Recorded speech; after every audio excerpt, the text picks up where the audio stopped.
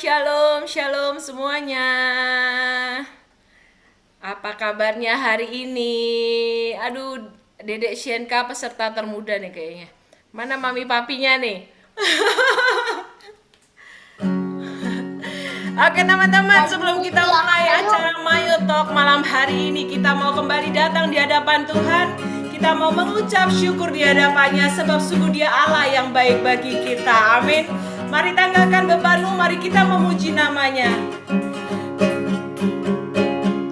Mari masuk gerbangnya dengan hati bersyukur, halamannya dengan pujian. Mari penuhi baiknya, dengan nyanyian syukur, hadiratnya ku suka cita.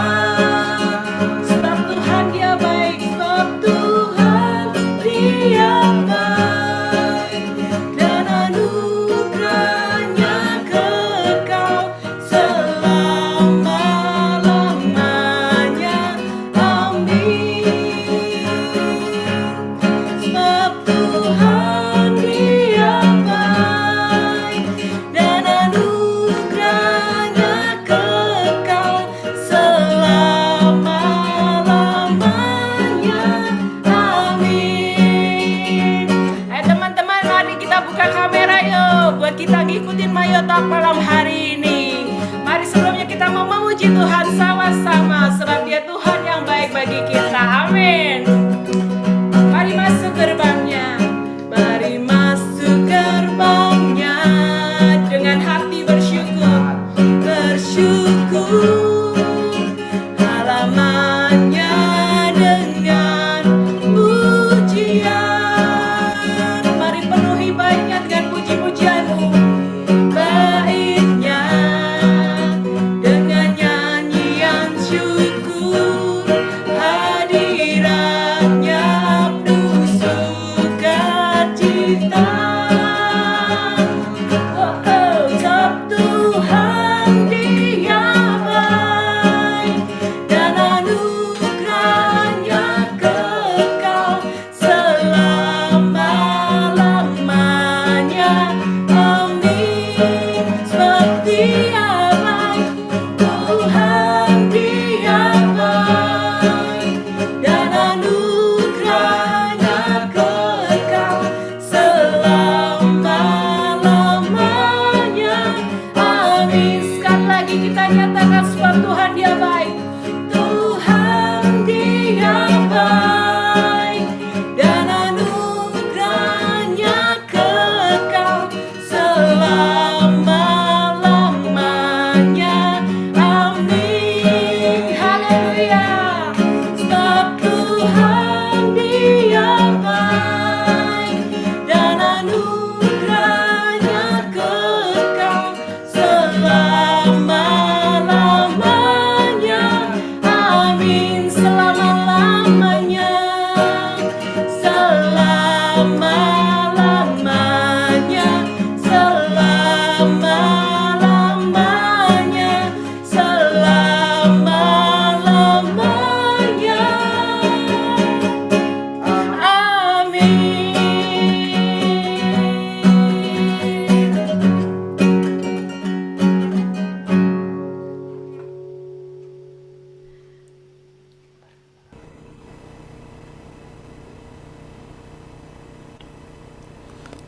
Oke, thank you buat Asing dan Cynthia yang sudah membawakan pujian pembuka pada Mayo Talk kali ini. Shalom buat teman-teman semua, shalom, shalom semua. Ayo dibuka kameranya bagi yang belum. Ya, teman-teman, kita kembali berjumpa dalam acara Mayo Talk di edisi 27 Mei 2022.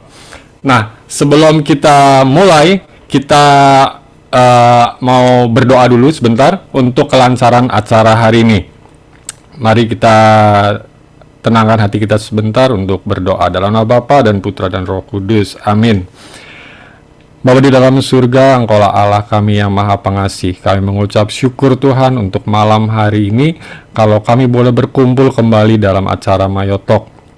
Bapa, kami mau belajar sesuatu lagi dari Engkau melalui Pasutri, Hengki, dan Amanda. Tuhan, biarlah Engkau yang akan membimbing setiap dari mereka dan acara ini supaya boleh berjalan dengan baik dan lancar. Dan terlebih dari itu juga semoga kami boleh mendapatkan kekuatan yang baru, pengetahuan yang baru untuk bagaimana kami harus saling mengasihi pasangan kami, Tuhan, sehingga kami boleh terus bertumbuh dalam kehidupan perkawinan ini, terus menjadi orang yang lebih baik lagi.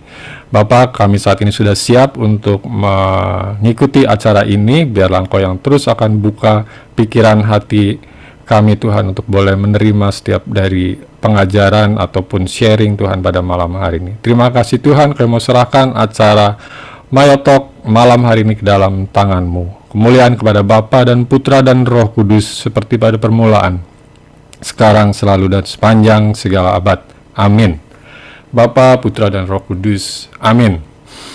Oke, teman-teman yang terkasih dalam Tuhan, acara ini dipersembahkan oleh komunitas Maria Yosef, sebuah komunitas yang berfokus kepada pasutri muda, sehingga kita boleh mempunyai kehidupan perkawinan yang lebih baik gitu ya. Kita boleh mempunyai benteng yang kuat, pondasi yang kuat untuk kehidupan perkawinan kita, yang pasti akan berjalan lama gitu ya, bukan cuma sebentar.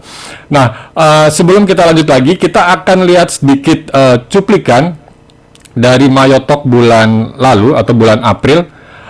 Tim digital bisa dibantu di-share untuk cuplikan Mayo bulan lalu.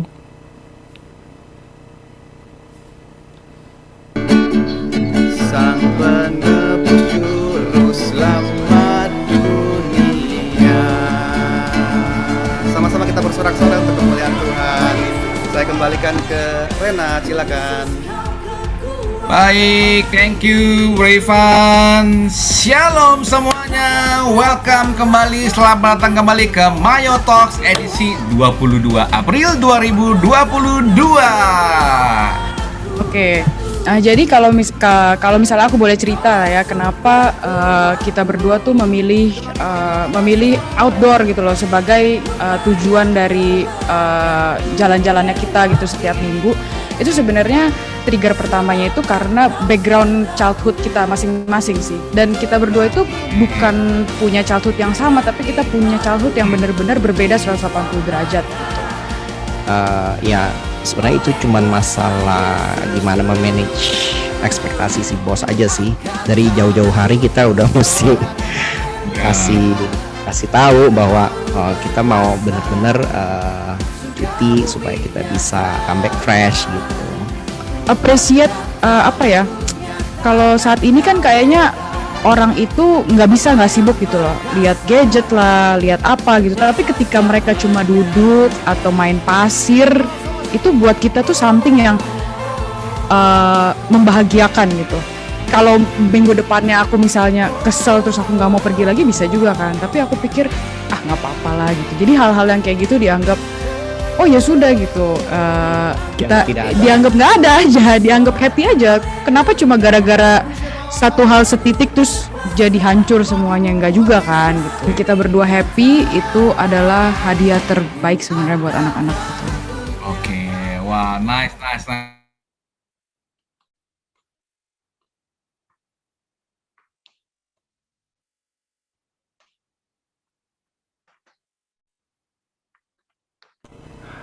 Ya, baru saja kita lihat cuplikan Mayotalk bulan lalu, bulan April, di mana kita bisa belajar untuk mempunyai kegiatan yang menyenangkan bersama keluarga gitu ya, yang akhirnya kegiatan itu boleh meninggalkan momen yang mungkin tak akan terlupakan gitu buat anak-anak gitu ya, seperti pengalaman pembicara bulan lalu. Nah, kalau teman-teman ada yang belum nonton untuk Mayotalk bulan lalu atau bulan Januari, Februari, Maret gitu ya, April, teman-teman bisa langsung aja datang ke YouTube. Silakan cari di channel komunitas Maria Yosef. Di sana ada recording dari setiap acara yang kita pernah lakukan gitu ya. Jadi kalau ada teman-teman yang mungkin pengen tahu apa sih isi lengkapnya, bisa langsung ke sana, bisa langsung lihat di sana gitu ya. Kalau mungkin itu memberkati, teman-teman juga bisa share juga ke teman-teman yang lain ya. Oke, tanpa berpanjang-panjang lagi, sekarang kita akan masuk ke Mayo Talk bulan Mei dengan tema Love and Respect gitu ya. Kita akan undang pembicara kita malam hari ini, Ibu Amanda Arlin dan Bapak Hengki. Nah, halo Ibu. Nah, ini Ibu Amanda Arlin, biasanya dipanggilnya Ibu AA. Halo. Ibu AA dan Pak Hengki. Halo. Oke, sebelum mulai mungkin Ibu AA dan Pak Hengki bisa memperkenalkan dulu. Oh, aku memperkenalkan diri ya. Iya, silakan. Oke, aku perkenalin Hengki dulu ya. Boleh. Kalau Hengki ini suami aku ya, the one and only. Mas. Lulusan ekonomi Untar, siapa tahu ada alumni Untar di sini. Sekarang dia entrepreneur di bidang apa otomotif. Terus supervisor care certified.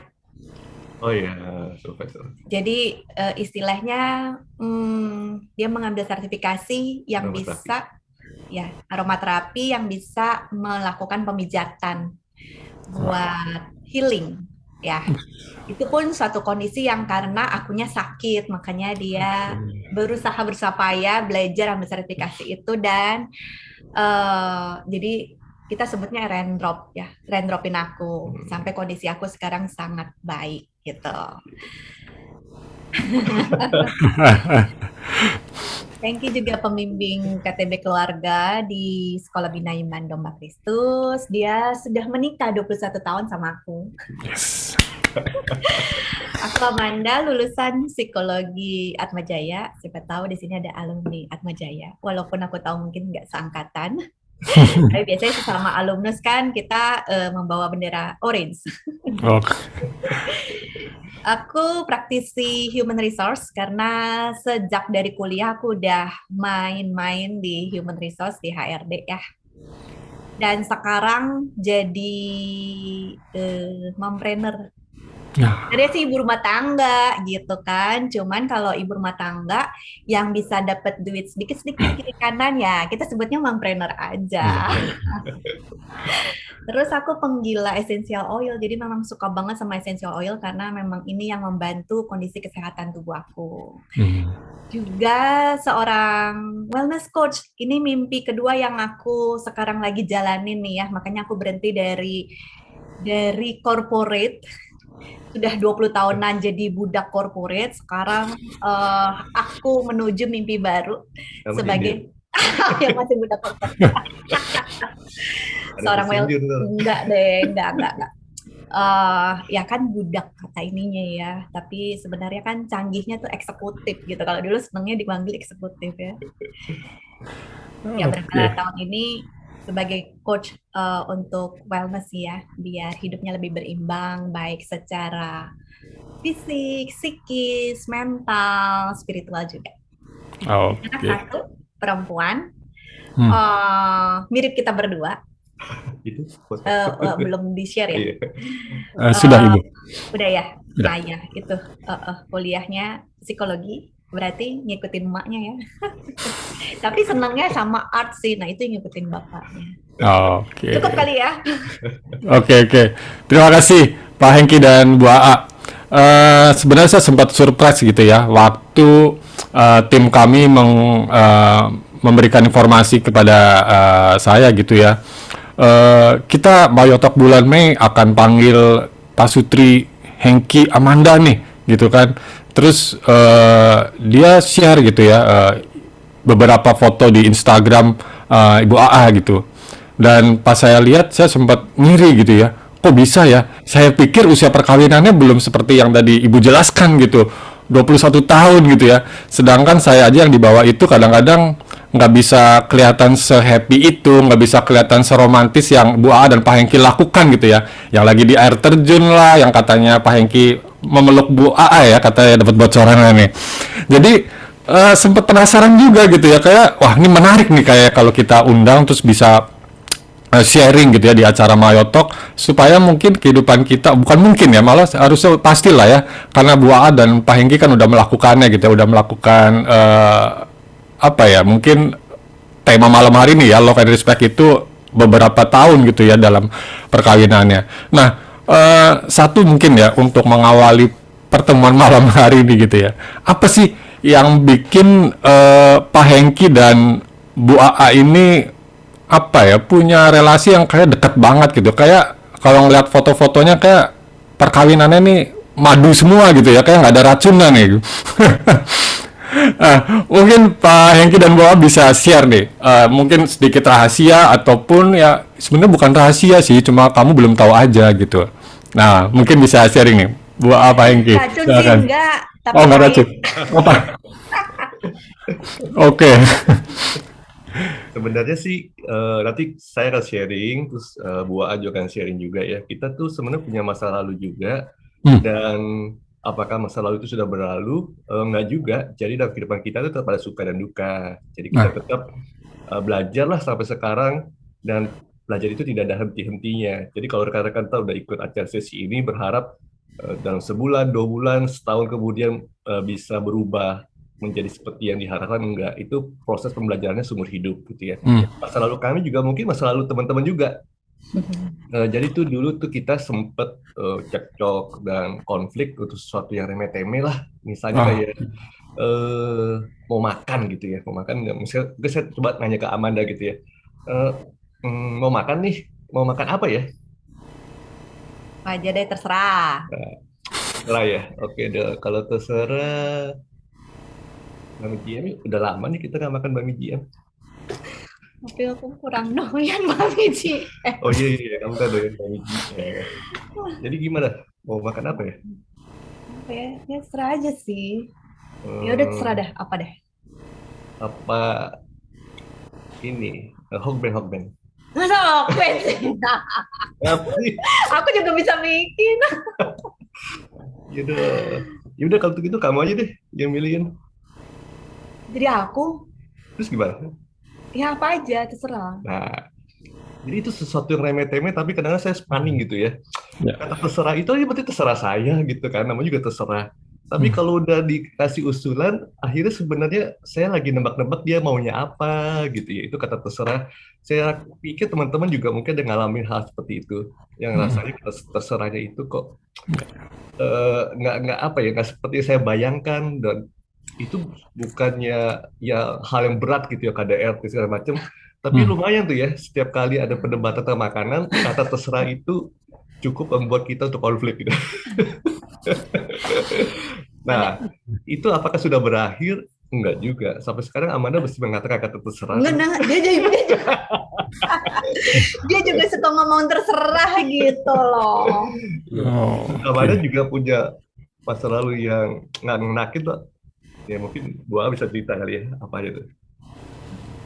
Kita masa lalu, kamu pernah merasakan hal-hal yang konflik yang kita pikirkan ternyata jadi masalah buat kamu gitu. Saya pikir bukan masalah. Kalau saya kan kata terserah aja di makanan tuh. Ya Bu Aa, mungkin bisa dipakai untuk balas dendam nih Bu. Dari terserah nih. Sama aja sebenarnya ya. Dia juga begitu dalam artian kadang kalau aku tanya, Heng, lapar nggak? Enggak. Pengen makan nggak? Enggak, masih kenyang saya. Sebenarnya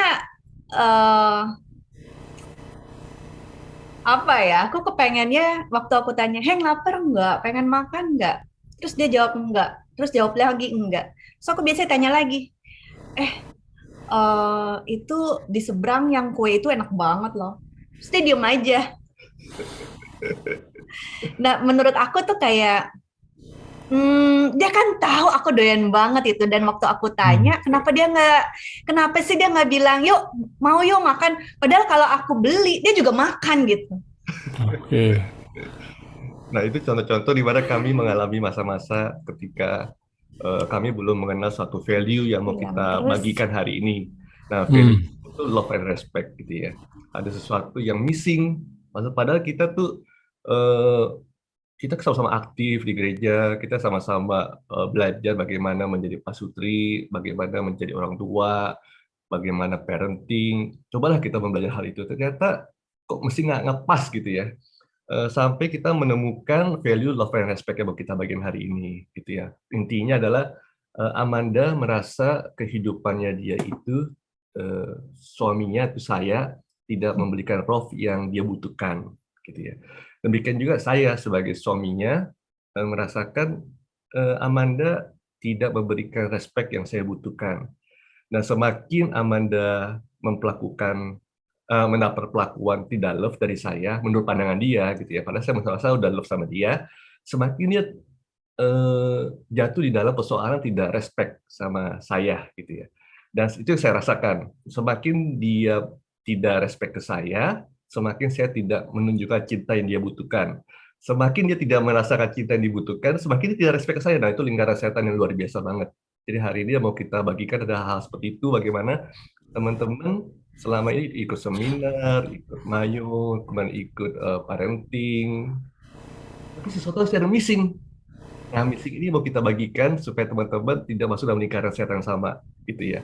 Lingkarannya lingkaran setan gitu ya. Nah, mudah-mudahan jadi lingkaran malaikat tentu ya. Amin, amin. Oke. Oke, Bu A mungkin ada tambahan. Ini kalau kita lihat di share screen-nya ya, Pak Hengki dan Bu A, ada satu slide yang tadi mungkin ya Pak Hengki sebutkan tentang the crazy cycle ya, yang without love, she react, without respect, he react gitu ya. Mungkin ini tadi yang Pak Hengki maksud gitu ya, bahwa ketika salah satu dari terutama wanita gitu ya merasa nggak dicintai, maka dia akan punya reaksi yang mungkin bisa dibilang seperti kurang menghormati suaminya gitu ya.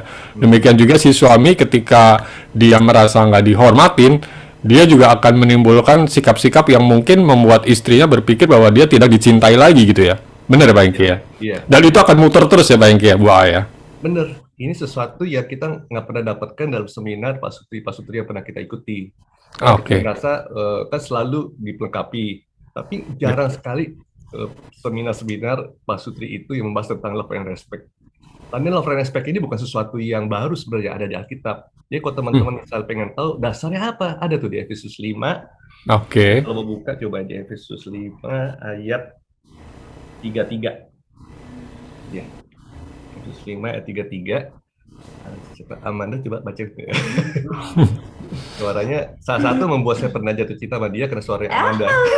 Asik. Efesus 5 ayat 33.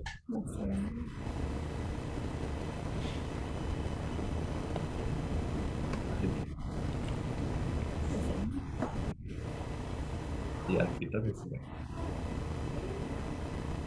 Efesus 5 ayat 5 ayat 33. Ini alasannya dia sih untuk suruh aku baca.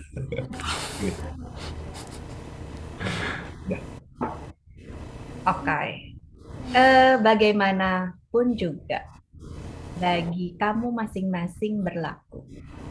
Kasihilah istrimu seperti dirimu sendiri. Dan istri hendaklah menghormati suaminya. Oke. Nah, ini jadi dasar pembicaraan kita hari ini. Jadi dasar dari Alkitab ya Efesus 5:33. Jadi si suami diminta untuk mengasihi istrinya dan istri memberikan hormat atau respect kepada suaminya. Dan ternyata ayat ini kan sudah lama banget gitu ya, sudah lama banget di Alkitab, sudah banyak banget juga dibaca oleh kami. Tapi ternyata suatu seminar, suatu buku yang bisa membuat kami pencerahan ternyata itu sangat berarti banget itu dalam hubungan suami dan istri, gitu ya. Karena selama ini ternyata Amanda memberikan sinyal dia tidak merasa dicintai, tapi saya tidak tahu, gitu ya. Demikian juga saya memberikan sinyal kepada Amanda, saya merasa gak direspek, tapi Amanda tidak tahu bahwa saya tidak direspek sama dia. Karena kalau ditanya kepada Amanda, saya tanya sama Amanda misalnya gitu, dari hati itu dalam, misalnya jujurli lah gitu ya. Tapi sebenarnya respect gak sih sama saya? Respect gak sebenarnya? respect lah, nggak mungkin dia nggak respect gitu ya. Ya. Tapi kenapa saya merasa enggak, istri saya nggak respect? Atau Amanda nanya ke saya gitu ya, atau saya ya Amanda nanya ke saya misalnya, Engki kamu cinta saya nggak sih ya? Dia sering nanya nanya itu ya, sehari bisa berapa kali? Nggak gitu, nggak gitu. Setiap hari juga nanya. Tapi sering-sering nanya, Sering gitu ya. do you love me? Gitu. Nah. Terus dia diem aja. Nah itu karena dia merasa saya tidak mencintai dia, padahal saya mencintai. Atau saya tanya lah ya kepada para apa namanya, para pemirsa, para peserta di sini ya, kepada Renat ya sama Sylvia, teman lama kami, sahabat kami ya. Eh, saya tanya ke Renat gitu ya, Renat kamu pernah meragukan nggak, Re, kamu pernah meragukan nggak kalau Sylvie itu mencintai kamu atau enggak? Enggak. Nggak pernah meragukan ya? Saya juga sih nggak pernah meragukan istri saya cinta saya atau enggak. Nah, coba teman-teman yang lain ya, yang pria di sini coba menanyakan diri sendiri. Pernah meragukan nggak cinta istri ya? Umumnya pasti mengatakan, saya tidak pernah meragukan cinta istrinya saya kepada saya. Tapi kalau ditanya, apakah istri kamu menyukai hobi kamu, menyukai tingkah laku kamu, menyukai respon kamu? Jawabannya nggak beraneka ragam. Mungkin ada istri yang suka hobi suaminya, ada istri nggak suka pola pikirnya, ada istri yang nggak merasa suaminya itu slow respon banget, lelet banget gitu ya, atau ngambil keputusan seenaknya doang. Nah, tapi waktu dimarah-marahi sama istrinya, misalnya digoblok-goblokin, dibudu-buduin gitu ya, nggak pernah tuh suami merasa istrinya nggak cinta dia. Coba dia tahu suami istrinya nggak suka dia. Nangkep ya? Jadi suami nggak pernah merasa bahwa istrinya tidak mencintai dia, tapi suami kadang-kadang merasa istrinya nggak suka sama dia. Mungkin pola pikirnya, tingkah lakunya, cara dia ngambil keputusan gitu ya. Atau merasa bodoh banget sih nih suami gue. gitu. Nah, saya tanya ke Amanda gitu ya. Amanda, kenapa sih kamu suka nanya, kamu sayang nggak sih? Sayang nggak sih kamu? Kenapa sih? Amanda bisa sharing nggak tuh? Ya biar yakin aja. Nah, cewek itu merasa kadang-kadang nggak yakin suaminya mencintai sepenuh hati, atau suaminya itu setengah hati sih mencintai ya. Takut berubah ya nggak sih? Takut berubah gitu ya. Nah, saya pengen nanya nih sama Sylvie. Sylvie, kamu merasa hal sama nggak dengan Buah? Ya gitu sih Pak. Nah, Kayak ngomong aja deh. Sering Iya. banget ngomong begitu. sering banget ya Re ya. Sampai kita saya sama Reni sebagai seorang pria sering bertanya-tanya, ngapain sih nanya dulu? Udah pastilah, kalau nggak gua kawinin kan? Ngapain lu nanya-nanya dulu? Nah, ini juga mungkin mewakili para istri yang di sini gitu ya. Suka banget nanyain ke suami, lu cinta gua nggak sih? Ini juga mewakili para suami di sini. Kenapa ya istri gua sering nanya, lu cinta gua atau enggak? Sebenarnya yang paling membingungkan bukan itu sih. Yang saya paling bingung adalah ya, sebelum saya menemukan love and respect ini, saya paling bingung sama Buah juga bingung. Kenapa ya secara mainstream, secara umum, para suami merasakan hal yang sama nih. Para istri juga merasakan hal yang sama. Jadi kalau bisa kita ngumpul nih, misalnya bapak-bapak ngumpul sama saya, kita bisa merasakan, iya tuh istri gue begitu tuh, iya tuh istri gue begitu ya, kebanyakan gitu ya. Kalau misalnya teman-teman, enggak, istri gue nggak kayak begitu, mungkin aja ada, tapi nggak mainstream gitu ya. Namanya kalau ngumpul nih, misal sama Sylvie, sama yang lain juga kumpulin anggota-anggota Mayo di sini, pasti mungkin kebanyakan akan mengatakan, iya, gue sering nanya tuh ke suami gue, gitu. Itu kan pertanyaan yang aneh ya. Kenapa ya suami-suami punya keluhan yang sama, istri-istri punya keluhan yang sama? Itu pertanyaan yang mengganggu kami gitu. Sampai kami menemukan ayat tadi, Efesus 5 ayat 33. Ternyata memang itu suatu kesengajaan. Suatu kesengajaan yang Tuhan berikan supaya kita bisa bertumbuh. Kenapa? Karena si suami butuh pertumbuhan melalui pernikahan, demikian juga istri butuh pertumbuhan lewat pernikahan. Jadi ketika si suaminya ketika suami apa maksudnya tiba-tiba saya Jadi ketika di Efesus 5 ayat 33 itu muncul, dia merasakan bahwa ayat itu berbicara. Ya. Jadi si istri merasa perlu dikasihi, sehingga firman itu mengatakan, kasihilah istrimu, karena memang dia butuh kasih. Gitu. Dan ketika si ayat itu berkata, istrimu, hormatilah suamimu, karena suamimu butuh dihormati. Nah, semakin kita masuk dalam lingkaran setan tersebut, semakin akhirnya konflik terjadi dan selesai dan tidak menutup kemungkinan yang tadi masalah ecek-ecek. Awalnya acara ecek-ecek lama-lama menuju ke kata divorce. Karena mulai berperang. Si istri mengatakan dia udah beda deh, bukan suami yang saya kenal lagi, dia sudah tidak mengasihi saya. Terus si suami juga setuju untuk divorce karena dia merasa istrinya udah beda banget. Karena dulu dia merasa dia seseorang yang bisa ngerti tentang diri dia, yang dia merasa dulu dia tidak respect, tapi dia menemukan home di rumahnya karena istrinya respect sama dia. Dan sekarang dia merasa tidak ada artinya, karena istrinya aja sekarang tidak respect sama dia, apalagi dunia. Akhirnya lebih baik divorce. Karena mulanya sesuatu yang ecek-ecek gitu. Nah ini yang tidak kita ingin terjadi di pasangan Mayo. Tapi yuk kita bertemu bersama-sama dalam Efesus 5:33 ini. Oke. Dari Bu A mungkin ada tambahan? Versi Bu A nih. Yang aku bingung itu kenapa dia bisa merasa tidak di-respect gitu ya. Oke. Terus terang saya admire gitu sama kerja kerasnya, ya nggak? Suami itu pagi-pagi udah berangkat, terus kalau anak harus diantar, dia nganter dulu gitu, terus dia kerja. Aku juga dulu kan pekerja kantoran, udah tahu seberapa pusingnya di kantor, pulang ke rumah, terus kita juga mesti harus bebenah, bersih-bersih. Jadi aku merasa, aku respect loh gitu. Cuman mungkin cara respect yang dimaksudkan seperti apa yang kita belum dulu nggak pernah ngomongin, jadi nggak ketemu gitu.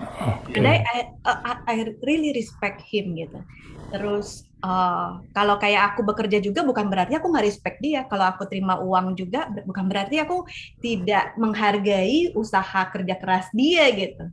And sometimes ada suami yang pokoknya istri nggak boleh kerja sama sekali, nggak boleh terima uang, karena ketika terima uang suami merasa dilangkahi, tidak di-respect gitu. Nah itu juga salah satu yang kami bicarakan, bahwa jangan sampai itu menjadi satu akar kejahatan gitu ya, gara-gara uang biasanya kan sangat sensitif banget lah ya. Si suami merasa gua harus mampu karena memang itu dia merasa tugasnya dia, responsibility dia. Terus istri juga merasa kalau gue nggak ada uang, gue susah nih buat jajan, buat beli lipstick, buat apa deh kesukaan kita. Gitu. Masa dikit-dikit minta uang dong gitu. Terus kalau waktu mau minta uang mesti kita manis-manis dulu gitu kan. Nah itu yang aku rasa nggak mesti kayak gitu kok, aku nggak seperti itu, aku tetap respect dia gitu, walaupun aku bekerja, aku menghasilkan uang, aku respect dia. Ya, tapi aku nggak merasakan respect ya. Sama, saya berusaha menunjukkan ke bangun pagi-pagi, kerja pagi-pagi, pulang malam, itu menunjukkan saya mengasihi dia. Tapi Amanda nggak merasakan dia dikasihi. Sekalipun ya, kita udah belajar bahasa kasih loh. Ya, Kalau untuk Amanda, bahasa kasihnya tuh touching. Kalau saya meluk dia, saya sering menunjukkan kasih itu lewat touching. Dia merasakan kasih itu. Sekalipun kita tahu, tapi tetap ada missing. Dan missingnya adalah di Efesus 5:33 ini. Di mana dia sangat-sangat desperate untuk dicintai, pada saya menunjukkan dengan sekuat tenaga saya mencintai dia. Yang menurut saya dia bukan menunjukkan cintanya, dia menunjukkan bahwa dia bertanggung jawab, bahwa dia pria sebagai kepala rumah tangga udah berusaha payah gitu, tapi bukan mencintai aku. Dan ini benar-benar membuat kita seperti lingkaran setan, crazy banget gitu ya. Saya sudah mati-matikan menunjukkan cinta, dia tidak merasakan, dia sudah mati-matikan menunjukkan respect. Menunjukkan respect dengan cara ya menurut aku sayang-sayang dia. Tapi saya nggak merasakan dia respect gitu. Aku pijitin dia loh, kan ya maksudnya itu rasa Oke. Oke. Thank you, Pak Hengki dan Bu A. Menarik ya. Mungkin seringkali kita baca ayat ini, tapi mungkin lebih kepada kayak apa ya, menyuruh pasangan tuh baca, hormatilah suamimu gitu ya. Mungkin si istri juga begitu, tuh baca, kasihlah suamimu gitu ya. Tapi berhenti di sepenggal-sepenggal gitu ya. Jadi mungkin menyebabkan muncullah crazy cycle ini gitu ya, di mana si istri merasa nggak dicintai, si suami juga merasa nggak dihormatin. Padahal di Efesus 5 ayat 33 ini perintahnya ini berlaku buat dua orang ini ya, si suami dan si istri, untuk sama-sama saling melakukan mengasihi dan menghormati gitu ya. Nah, Pak Hengki sama Bu A tadi cukup menarik ya. Maksudnya ketika Pak Hengki, menurut Pak Hengki sudah berusaha menunjukkan cintanya ke Bu AA dengan cara bangun pagi, bekerja, terus mungkin pijit gitu ya. Dan Ibu AA juga udah berusaha menunjukkan respeknya dengan cara mengasihi Pak Hengki, tapi ternyata masih miskom gitu ya, seolah-olah ya. Apa ya? Pak Hengki masih merasa nggak dihormatin, Bu AA juga merasa kayak nggak dicintai gitu loh. Terus yang salah di mananya jadi nih, Pak Hengki dan Bu AA? Yang salah. Apa yang membuat jadi missingnya ini nih gitu? Yang salah dress code-nya, aku pakai pink, dia pakai biru ya. Oh gitu ya. Oh, harusnya kebalik mungkin. Jadi memang kita sengaja hari ini saya memakai baju biru, ya Bu AA memakai baju pink gitu ya. Kalau teman-teman nggak merasa itu pink, percayalah itu pink. Ini bukan warna. Jadi ternyata para pria di dunia ini gitu ya, sesuatu yang sifatnya universal dan mainstream, rata-rata orang si pria itu diistilahkan memakai kacamata biru. Gitu ya. Karena dia memakai kacamata warna biru, ibaratnya seperti memakai kacamata hitam. Kalau kita memakai kacamata hitam, maka kan kita merasa apa yang kita lihat itu warnanya agak suram, agak gelap, gitu ya. Terus kalau kita di tempat terik matahari warnanya lebih sendu. Kalau di malam hari jadi kegelapan. Nah, itu kurang lebih sama seperti kacamata biru itu ya. Jadi kacamata biru itu melihat segala sesuatu warnanya biru. Artinya adalah karena dia melihat sesuatu warnanya biru, dia punya kamus biru atau dia punya cara pandang yang biru. Istilah biru ini hanya istilah saja sih. Istilahnya adalah bahwa dia memakai kamus yang dia mengerti sebagai seorang pria. Nanti akan saya jelaskan gitu ya, perbedaan di mana. Demikian juga dengan yang wanita. Wanita itu ternyata punya kacamatanya beda. Karena kita datangnya dari Venus. Nah, kalau teman-teman pernah baca buku Men from Mars, Women from Venus, kurang lebih mirip seperti itu ya. Cuma kalau Men from Mars, Women from Venus kan menciptakan karakternya, gaya pikirnya, terus ketika konflik terjadi apa yang mereka lakukan. Kalau ini lebih cenderung cara pandangnya, cara melihat, cara menginterpretasi suatu kejadian atau bahkan sebuah kalimat gitu ya. Nah, contohnya seperti ini ya. Kalau misalnya Amanda, para pria gitu ya, para pria terutama ya, coba kita jawab dalam hati. Atau saya nanya ke moderatornya deh. Aduh. Moderatornya. Misalnya kalau saya bilang nih,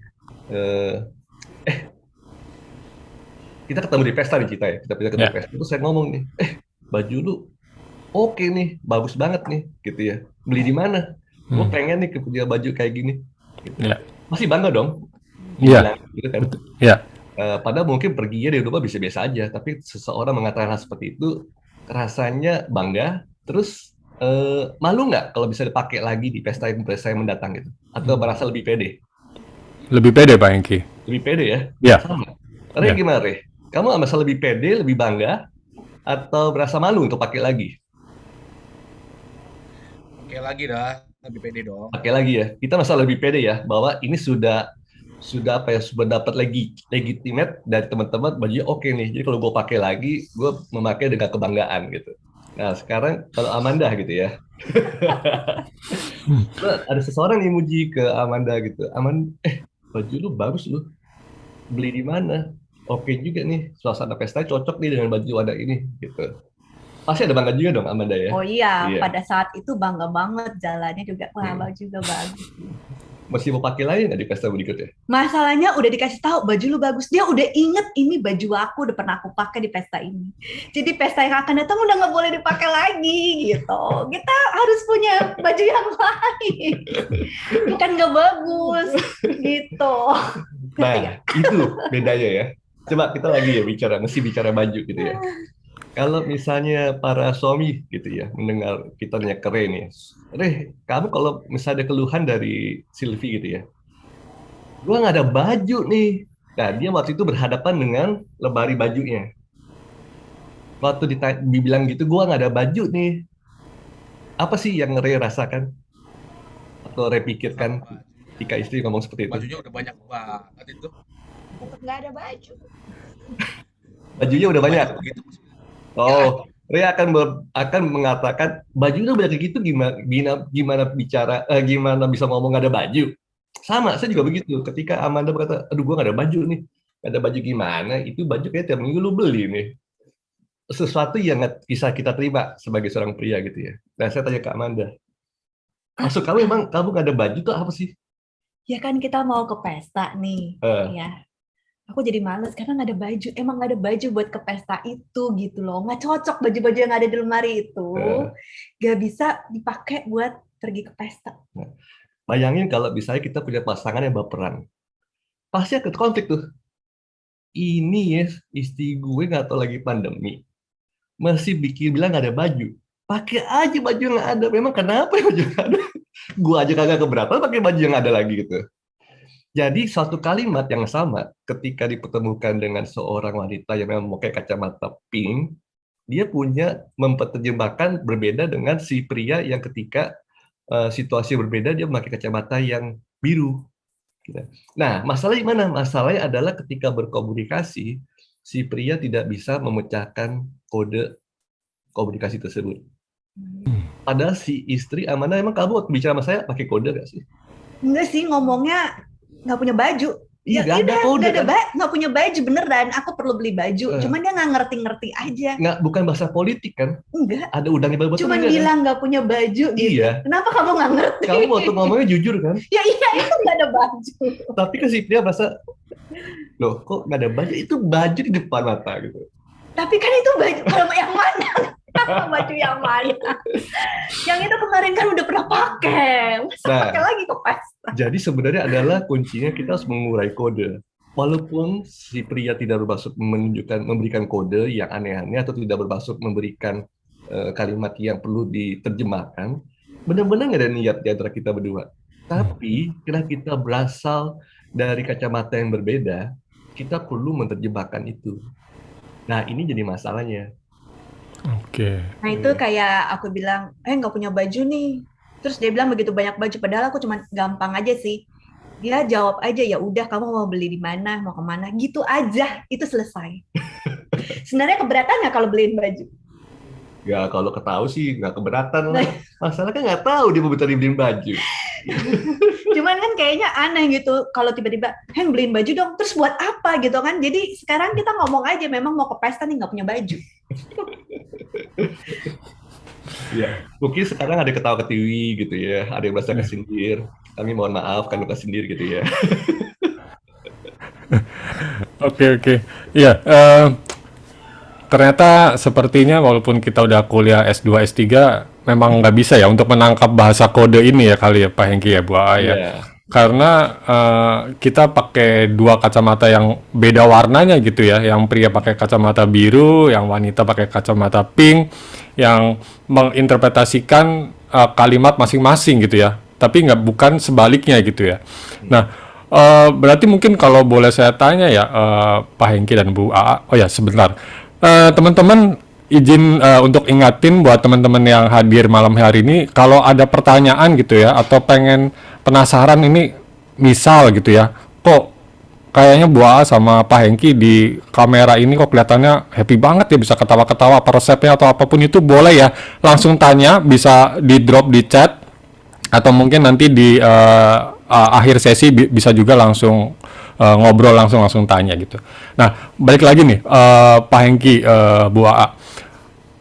pada saat awal-awal Pak Hengki dan Bu A itu bisa menemukan love and respect itu, ataupun pada saat mungkin ngalamin apa ya, perbedaan pendapat ya, atau untuk berusaha memahami pasangan lebih lagi nih dengan kacamata yang berbeda tadi itu ya, itu boleh share nggak ya Pak Hengki dan Bu A? Bagaimana sampai akhirnya Pak Hengki dan Bu A bisa masuk dalam situasi yang mungkin bisa lebih lagi nih mengerti, oh kalau Bu A ngomong begini maksudnya ini toh, oh kalau Pak Hengki ngomong begini maksudnya ini loh.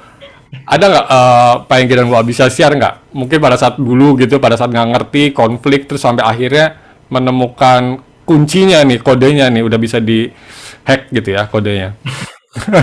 Oke. Jadi rute dasarnya dari Efesus 5:33 gitu ya. Oke. Itu sesuatu yang unik banget. Kita akan coba jelaskan mengapa gitu unik. Jadi ketika ketika Alkitab mengatakan kasihilah istrimu, hai suami kasihilah istrimu, kata kasih di sini adalah kasih agape. Oke. Ya, jadi agak unik gitu ya. Mesti kan kalau kasih suami istri itu harusnya kasihilah istrimu dengan kalimat storge dong. Ya, Suami ya. istri.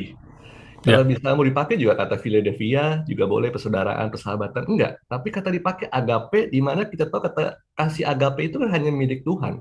Ya. Hanya Tuhan yang bisa memberikan kasih agape karena unconditional love gitu kan. Yes. Walaupun manusia itu berdosa, walaupun manusia tidak layak, tapi Tuhan mau mengirim anak yang tunggal untuk mati di kayu salib. Menebus dosa di kita. Itu unconditional love. Nah, kata love dia adalah agape.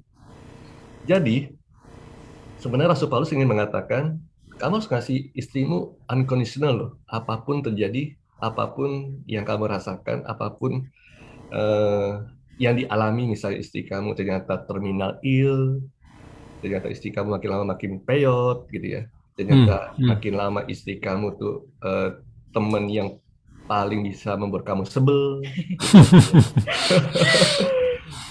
Dan ternyata love yang tadinya membara di honeymoon lama-lama jadi biasa.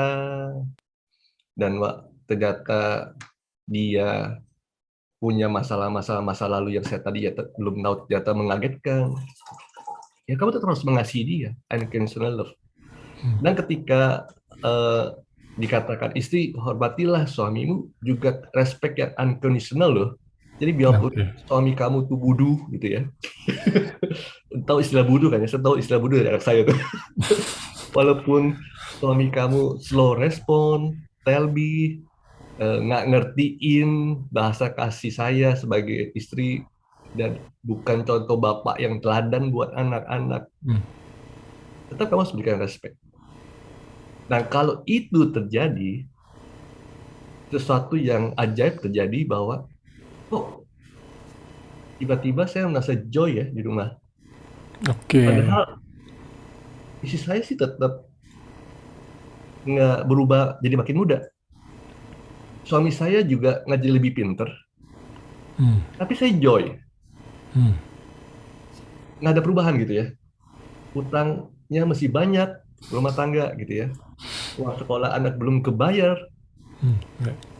Tapi kok ada joy gitu ya, yang tadinya hilang gitu ya. Yang tadinya kita kayak mau pecah perang, piring-piring udah mau terbang, mungkin udah mau hampir KDRT, atau sempat hampir terucap di ujung lidah kata divorce. Nggak ada tuh. Si istri tetap bisa merasakan kasih, dan si suami tetap bisa merasakan respect. Nah, ini dulu harus dimengerti ya. Jadi unconditional love dan unconditional yang respect. Yang kedua, gitu ya. Yang kedua adalah PR yang mau kita berikan gitu ya. PR yang mau kita berikan. Jadi ada PR nih ya. Nggak mungkin suamimu atau istrimu tahu bahasamu kalau nggak dikasih tahu. Oke. Itu butuh kerendah hatian yang luar biasa. Karena saya akan berkata kepada istri saya, contoh gitu ya. Saya ngerti sih, kamu benar. Tapi cara ngomong kamu itu loh, gitu ya. Saya bukannya nggak mau ngakui kamu tuh benar. Cuma cara ngomong kamu itu membuat saya tuh baperan, merasa saya nggak dihormatin gitu. Mbok ya, gitu loh. Mbok ya kasih tahu tuh dengan cara yang membuat saya tidak tersinggung. Jadi ngomong aja. Ngomong aja terus terang ke istri, kamu benar, cuma cara ngomong kamu itu tuh, nadanya kayaknya ngenyek banget dan itu nggak pas buat hati saya. Atau Amanda bisa ngomong ke saya, kalau saya ngomong, lapar nggak kamu, Heng? Itu artinya kita cari makan sama-sama yuk. Oke. Ya, walaupun kamu nggak lapar. Hmm. Saya bisa tahu dari mana? Orang kita kan nggak pernah married sebelumnya. Ya. Kan Amanda is the one and only. Kalau saya punya pengalaman di masa lalu, mungkin Amanda bisa bilang, lu nggak belajar dari istri lu sebelumnya. Loh, saya belajar dari mana gitu. Jadi jangan berharap teman-teman ya biarin cari tahu sendiri. Gitu. Nggak bisa. Suamimu butuh pertolongan dari kamu, istrimu juga butuh pertolongan dari kamu untuk mengerti bahasa tersebut gitu. Apa artinya saya nggak punya baju lagi? Terus kenapa saya tiba-tiba katanya slow respon? Jelasin. Dan itu butuh kerendahan hatian. Karena kalau kita nggak punya kerendahan hatian, bagaimana bisa kita unconditional love atau unconditional respect ke pasangan kita?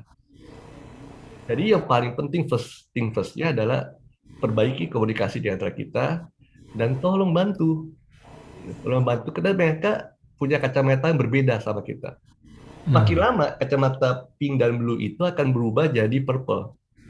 Oke. Nah, karena kalau pink kalau dicampurin nih ya warna pink sama warna blue pasti jadi purple.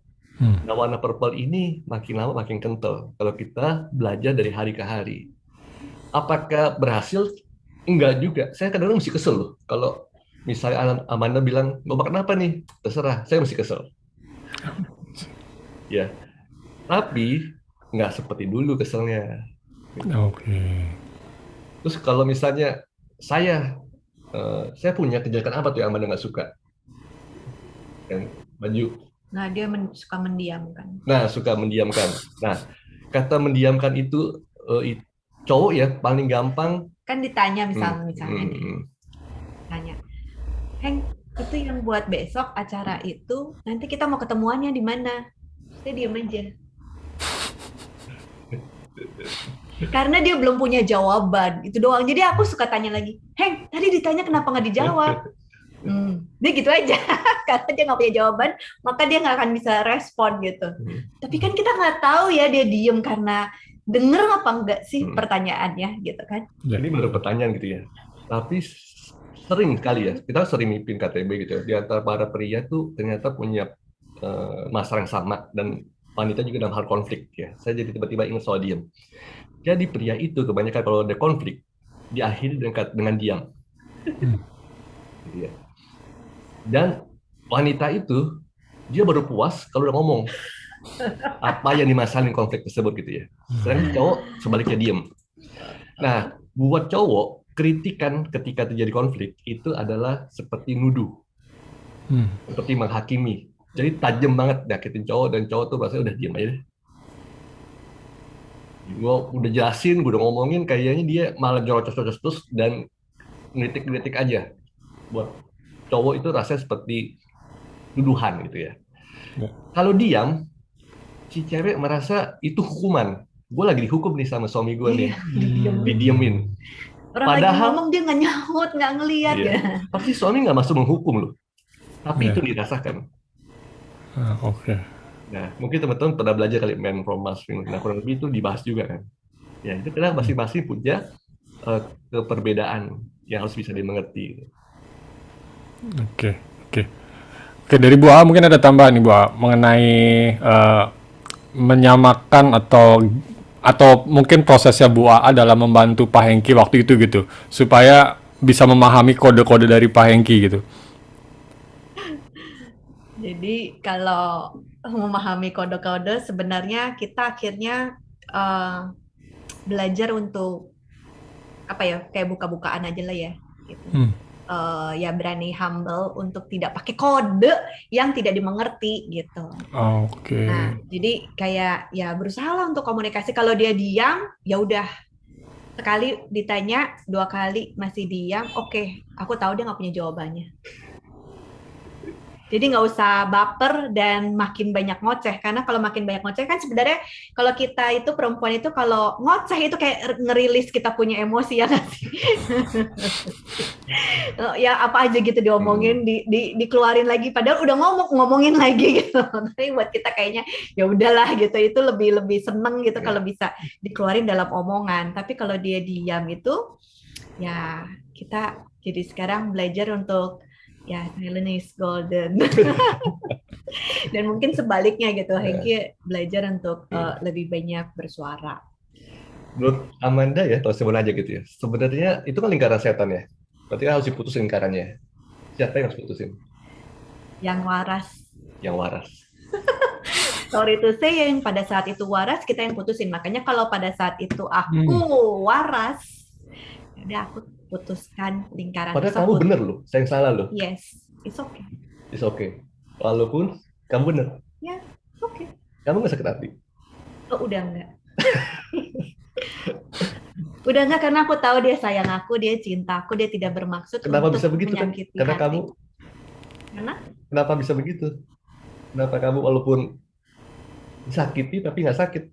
Disakiti tapi nggak sakit. Emang kamu berniat menyakiti aku? Pertanyaannya itu, emang kamu berniat menyakiti aku dengan diam itu? Kamu berniat menghukum aku nggak? Kamu bisa ngomong gitu karena kamu waras. Kalau lagi nggak waras. Kalau lagi nggak waras ya dia yang waras lah ya. Jadi kalau teman-teman mengalami lingkaran setan seperti itu, bukan siapa yang benar yang harus dipertahankan, tapi siapa yang waras, siapa yang lebih dewasa, putuskanlah rantai ikatan itu supaya tidak terjadi dia tidak merasa makin tidak dikasihi atau dia merasa makin tidak dihormati. Oke, Pak Hengki, terima kasih buat penjelasannya ya. Teman-teman, tadi ada yang kelupaan. Bagi teman-teman yang ada pertanyaan, nanti bisa langsung drop pertanyaannya di chat atau nanti bisa langsung bertanya langsung. Satu yang kelupaan saya informasikan bahwa ada satu buah hadiah menarik buat satu couple ya. Yang pertanyaannya nanti akan menurut Pak Hengki dan Bu A yang cukup menarik pertanyaannya. Itu yang akan dipilih nanti dan yang akan berhak mendapatkan hadiahnya gitu ya. Nah, Pak Hengki dan Bu A, balik lagi tadi sedikit ya.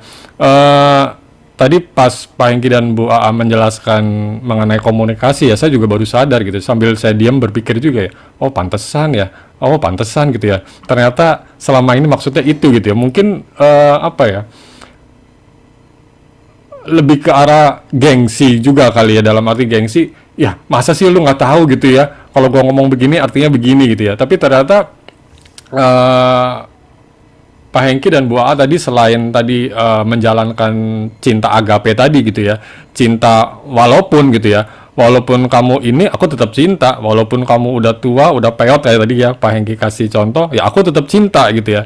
Sebaliknya mungkin walaupun Pak Hengki kerjanya sibuk atau udah tambah tua nanti pun aku tetap cinta. Jadi cinta yang walaupun gitu ya, bukan jika gitu ya Pak Hengki ya, cinta agape itu. Dan memang itu perjalanan usia pernikahan semakin kemari semakin berat kayaknya itu untuk mencintai pasangan walaupun gitu ya, karena semakin lama semakin ketahuan nih gitu ya. Oh ternyata kamu begitu, oh ternyata gitu ya.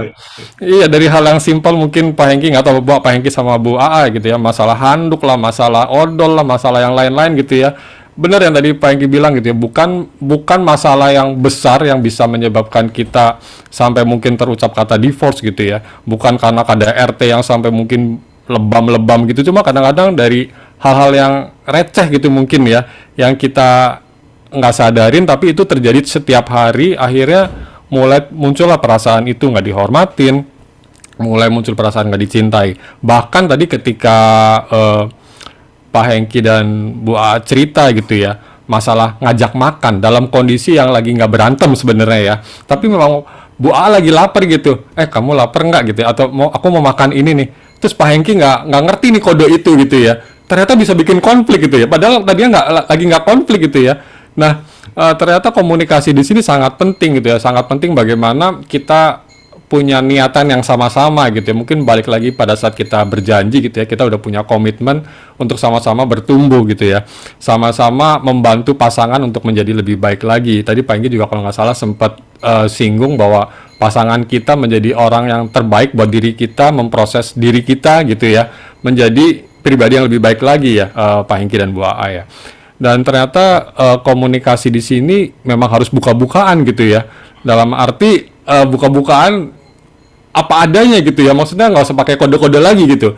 Kalau emang lapar ya bilang aja, aku lapar nih gitu ya. Jadi nggak usah, kamu mau kesini nggak? Nggak usah gitu-gitu lagi berarti ya. Wah ya Angki ya. Langsung aja. Waktu-waktu tetap bisa muncul tuh kode ya. Nggak Oh gitu. kan kebiasaan kali ya. Iya. Oke. Nah, itu memang butuh selain rendah hati ya. Nah oke. Latihan. Jadi nanti latihannya kita sudah kasih ke panitia. Itu ada 4 pertanyaan. Jadi 2 pertanyaan adalah coba mengulang kembali apa yang sudah kita bicarakan hari ini. Jadi poinnya adalah sadar nggak nih teman-teman bahwa sebenarnya yang ingin disampaikan Rasul Paulus adalah suami harus mengasihi istri secara unconditional. Demikian juga istri harus memberikan respect yang sifatnya unconditional juga. Kalau sama-sama setuju, nah kita akan masuk ke pertanyaan berikutnya, yang intinya adalah buka-bukaan itu. Jadi masih ada sesuatu yang dari akar kepahitan gitu ya. Oke. Yang belum kepikir mungkin nggak apa-apa. Coba renungkan apa sih mau kita sampaikan ke pasangan kita. Hal-hal apa yang perlu disampaikan tapi penuh dengan kejujuran dan wise gitu ya. Jangan sampai lu udah denger kan ya. Nah ini gue mau ngomong nih sekarang, itu nggak wise gitu ya, seperti ngajar. Tapi penuh dengan kehati-hatian, dengan niat yang tulus bahwa ingin menyampaikan ini lo yang gue rasakan, walaupun gue tahu lu sebenarnya sayang sama gue. Ini lo yang gue pikirkan, coba bisa nggak lu agak rubah hal ini, karena gue tahu lu sebenarnya respect, tapi kok secara automatically kok gue merasa lu nggak respect hal itu, dan itu gue nggak bisa cegah. Nah kalau lu bisa bantu gue berusaha untuk bisa ngerti bahwa lu sebenarnya respect atau lu sebenarnya mengasihi gue, dan hopefully kita bisa menjadi a better husband, a better couple, a better wife, dan akhirnya kita bisa jadi berkat juga, bukan hanya buat keluarga kita tapi keluarga lain juga yang membutuhkan lepas respect ini. Karena kita sudah mengalaminya dan kita sudah bisa membagikannya pada orang lain. Nah itu PR-nya gitu ya. Wah, ini baru pernah nih ya, Mayotok dari bulan Januari, ternyata PR baru sekarang nih. Oke, sebelum saya masuk ke pertanyaan berikutnya nih, Pak Hengki dan Bu Aa, ini ada yang bertanya. Sebentar ya, Ajo Wilona, sebentar ya, ini ada yang tadi chat duluan. Wah, pertanyaan panjang nih. Pak Hengki, Bu Aa, saya izin bacakan ya. Dari Willy, mau tanya, saya baru tahu kalau kasih dari suami ke istri itu jenis agape. Karena sempat kita kira kasih di situ itu saling bersyarat. Jadi dikiranya istri harus menghormati suami kalau suaminya sudah mencintai istri lebih dahulu. Ternyata masing-masing tidak bersyarat, baik suami mencintai istri maupun istri menghormati suami. Pertanyaannya, kenapa perintah ke suami itu disuruh mencintai agape ke istri, tapi istri perintahnya bukan sama-sama balik mencintai agape juga ke suami, tapi malah sampai menghormati aja? Apakah ini ada hubungannya dengan relasi Tuhan ke manusia, di mana Allah bisa mencintai sepenuhnya ke manusia, tapi manusia sebenarnya tidak akan pernah bisa mencintai sepenuhnya ke Tuhan? Dan bagaimana maksud detail unconditional love atau contoh real ke istri atau suami? Terima kasih. Kita lanjut sampai jam 10 nih. Boleh Pak Hengki. Ini kita sebenarnya bukan yang gratisan soalnya. Kenapa Pak Hengki? Mau jawab dulu atau? Oh iya, silakan Pak Hengki. Jawab dulu Pak Hengki. Ya. Nah, jadi memang Tuhan menciptakan kondisinya udah default. Default itu udah dari sananya. Default itu adalah sesuatu yang Tuhan sengaja siapkan. Saya sudah memberikan bukti-buktinya. Contohnya tadi gitu ya, ke beberapa orang, tadi saya tanya ke siapa aja ya tadi? Ke moderator sama Ray ya. Apakah kalian pernah meragukan istri mencintaimu? Jawabannya tidak. Saya juga tidak pernah meragukan. Karena saya tidak butuh pembuktian love dari istri saya. Ini sesuatu yang sudah default kebanyakan mainstream, gitu ya. Dan itu ternyata terbukti. Dia kita mengatakan memang yang dibutuhkan pria adalah bukan love-nya, karena love-nya dia sudah tidak ragukan. Bukan nggak butuh ya, maksudnya tidak ragukan love-nya istri. Tapi yang dia suka meragukan apakah istrinya respect sama dia atau enggak. Karena kan suka dikomplain terus sama istri gitu ya. Lu slow respon, lu bodoh, lu kurang bertanggung jawab, terus lu Kurang rapi, iya kurang rapi, nggak bersih. nggak bersih, nggak teratur, naruh anduk sembarangan, pokoknya semua dikritik gitu ya. Pasta gigi pencetnya bukan dari bawah, pencet sembarangan gitu ya. Terus sering ketinggalan handphone di rumah, semua dikritik gitu. Dan akhirnya membuat si suami gua di sekolah di kantor tuh direktur, tapi di rumah ini gue merasa direkturnya dia. Gitu. Karena merasa kurang respect. Jadi memang kebutuhan pria. Jadi kalau bertanya kebutuhan dasar pria adalah di respect. Love apakah dia butuh? Tapi dia tidak pernah meragukan. Gitu Jadi ya. kalau boleh bilang kayak hot button-nya pria itu Iya. pada respect. Hot button, bener. Jadi begitu dipencet button tersebut, dia sangat-sangat baperan. Karena dia tidak merasa di respect. Jadi kalau ditanya tadi sama ya, itu contohnya Ray sama Bayu aja moderator ya. Coba kita tanya yang pria-pria lain di sini, sebenarnya kalau ada waktu kita bisa nanyakan gitu ya. Pasti jawabannya kurang lebih sama. Demikian juga yang wanita tidak pernah rata-rata mereka merasa bahwa suaminya tidak mencintai dia Atau sudah fully berkurang. gitu ya, berkurang dan segala macam. Atau sudah berubah. Waktu pacaran lebih manis. Ya, itu semua yang dia tidak dapatkan lagi. Apalagi setelah punya anak, kayaknya dia lebih cinta anaknya daripada istrinya. Fakta-fakta itu dikumpulkan. Jadi semua fakta dikumpulkan, akhirnya disimpulkan bahwa suaminya sudah berkurang kadar cintanya, tidak seperti dahulu. Padahal kalau kita tanya kepada para suami, apakah kalian punya masalah sehingga berkurang kepada cintanya pada istri? Kebanyakan mengatakan enggak, saya tidak berkurang. Malah makin mencintai dan makin berusaha untuk menunjukkan cinta tersebut. Gitu.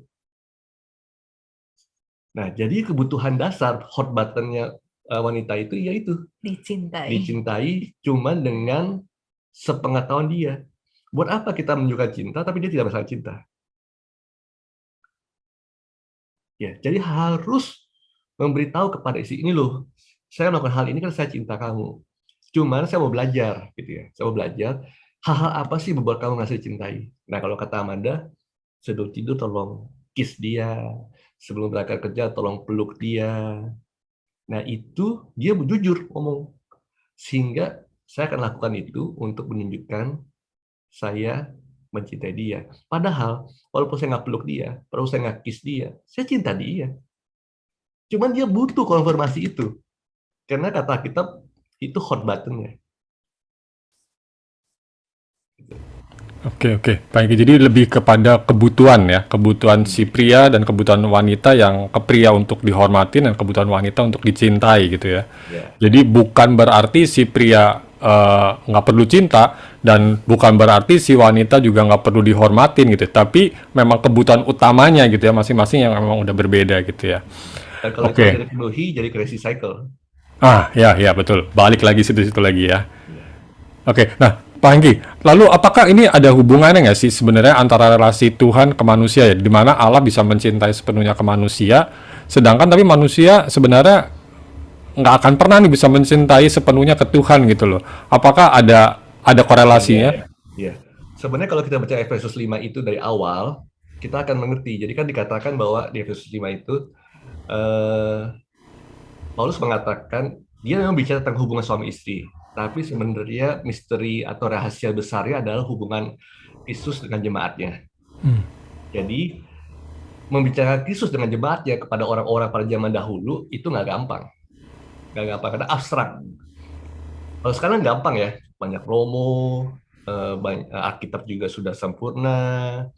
Terus kita bisa baca literatur aja pendukung, ada acara Mayotalk sehingga lebih gampang. Kalau zaman dahulu itu sulit sekali menjelaskan hubungan antara Kristus dengan jemaatnya, sehingga Paulus mencoba membuat sesuatu cerita yang lebih mendarat, yaitu tentang hubungan suami dan istri. Nah, di akhir dari cerita Efesus 5 dikatakan sebenarnya yang kumaksud adalah Kristus dengan jemaatnya sebagai rahasia terbesar. Gitu. Ya. Tapi gue panjang lebar nih ngomong sama istri. Karena mirip kata dia. Miripnya gini, suami ada kepala, Ya. Kristus juga kepala.